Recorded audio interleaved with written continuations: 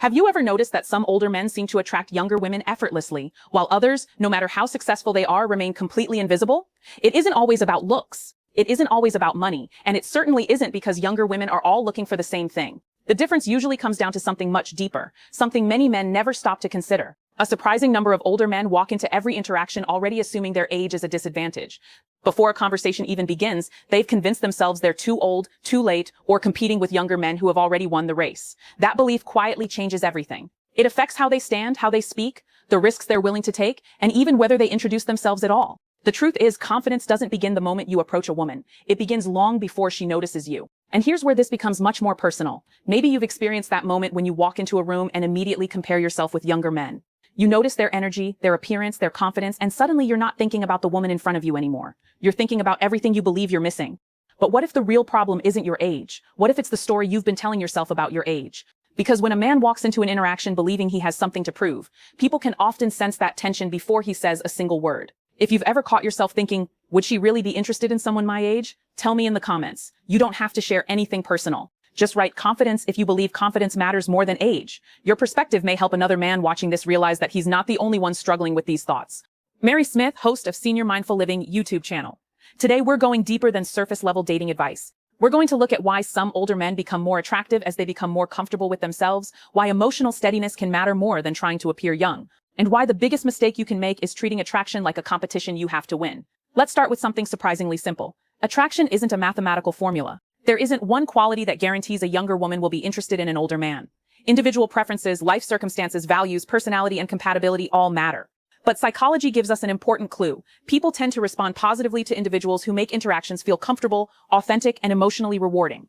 That changes the question completely. Instead of asking, how do I compete with younger men? Ask, what kind of experience do people have when they're around me? Think about two men entering the same social situation. The first immediately starts trying to prove himself. He talks about his career, his accomplishments, his money, the places he's traveled, and the important people he knows. None of those things are necessarily bad, but if every story is designed to establish his value, the conversation can begin to feel like a sales pitch. The second man is accomplished too, but he doesn't need everyone to know it. He listens, he smiles, he asks questions, he tells stories without exaggerating them. If someone disagrees with him, he doesn't become defensive. Which man feels easier to connect with? This is one of the most important psychological shifts an older man can make. Stop trying to demonstrate your worth and start allowing people to experience it. Confidence isn't constantly saying, look how valuable I am. Confidence is behaving as though your value doesn't disappear when someone doesn't recognize it. And there's a practical exercise you can try this week. The next time you're talking to someone you're attracted to, give yourself one simple goal. Don't impress her. Understand her. Ask a genuine question. Listen to the answer. Follow up on something she says. Notice whether you're actually curious about her as a person or simply waiting for your chance to demonstrate why she should like you. That tiny change can completely alter the emotional tone of a conversation. And here's the interesting part. Genuine curiosity is not a trick. It's valuable even when there is no romantic outcome. If there is chemistry, it gives chemistry room to grow. If there isn't, you still had a meaningful human interaction. Another quality that can quietly make an older man stand out is emotional steadiness. Imagine a woman takes several hours to respond to a message. One man immediately thinks, she's losing interest, I must have said something wrong. He sends another message, then another. He checks his phone repeatedly. His mood changes. The entire emotional state of his day becomes dependent on something he cannot control. Another man notices the delay, but continues with his life. He goes to the gym. He meets a friend. He reads. He enjoys his evening. If she responds later, great. If she doesn't, he'll eventually understand what that means and move forward. The second man isn't necessarily less interested. He's simply less controlled by uncertainty. That distinction matters. Research in relationship psychology has repeatedly explored how emotional regulation, secure attachment, autonomy, and responsiveness influence relationship quality. Healthy connection doesn't require people to become emotionally dependent on one another. In fact, relationships tend to function better when two people can remain connected while still maintaining a sense of individual identity. So if you're interested in someone, care about her, but don't hand her responsibility for your emotional stability. That's not confidence, that's pressure. And this leads to another major mistake, trying to act younger. Some older men believe the answer is to imitate the behavior, slang, fashion, or lifestyle of men decades younger. But imagine meeting someone who is obviously performing an identity that isn't natural to them. You may not be able to explain exactly what's wrong, but something feels off. Authenticity works differently. Your gray hair doesn't need an apology. Your life experience doesn't need to be hidden. Your age doesn't need to become the subject of every conversation either. Simply own it. A man who has lived through decades of experiences can offer something different from a man who hasn't had those experiences yet. That doesn't automatically make him more attractive, but it gives him the opportunity to bring perspective, humor, patience, and self-knowledge into a relationship. And notice the distinction between experience and superiority. Experience says, I've learned a few things. Arrogance says, I've seen everything, so I already know better than you. Those are completely different energies. The first invites conversation. The second shuts it down. One of the most attractive things an older man can do is remain curious. Ask a younger woman about her interests without treating her generation like some strange foreign country. Be willing to learn. Listen to music you don't already know. Explore new ideas. Try something you've never tried. Not because you need to become younger, because staying curious keeps you alive psychologically. And curiosity is contagious. There's another factor that deserves far more attention: purpose. Imagine a man whose entire emotional world revolves around finding a relationship. He wakes up thinking about dating. He spends hours checking messages. His hobbies disappear. His friends hear from him less often. Every woman he meets becomes a potential solution to loneliness. Now compare him with a man who has a rich life. He has friends. He exercises. He travels. He works on projects. He learns. He takes care of his health. He has goals that existed before he met anyone. When a relationship enters his life, it becomes something he wants to build rather than something he desperately needs to survive. Psychologists often distinguish between healthy autonomy and emotional dependence. A strong sense of personal purpose can support well-being because it gives a person sources of meaning beyond romantic approval. So here's your practical challenge. Write down 5 things that make your life meaningful that have absolutely nothing to do with dating. Maybe it's your family. Maybe it's fitness. Maybe it's photography. Maybe it's volunteering. Maybe it's learning a language. Maybe it's building a business. Maybe it's simply becoming healthier and more peaceful. Then choose one of those things and invest in it this week. Not to make yourself more attractive. Do it because your life deserves to be bigger than your dating life. Ironically, that shift can make you more interesting to others because you're no longer asking another person to provide your entire sense of purpose.